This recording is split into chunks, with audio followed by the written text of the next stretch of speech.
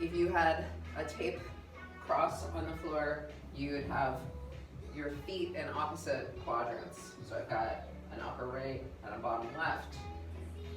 And you're gonna stay in that position. So find the bottom position, which is pretty much a lunge. Right angle, and stand up from there. Back heels up, and you're just going down and up.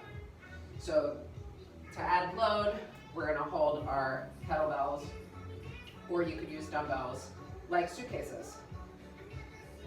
My back knee isn't really hitting the floor. It doesn't really have to, but it's getting close.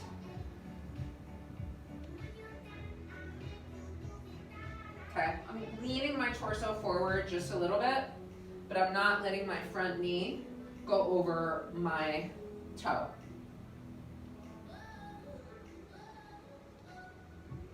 Okay, so make sure you don't go so heavy that you lose your balance. When you put your bells down, keep your back flat.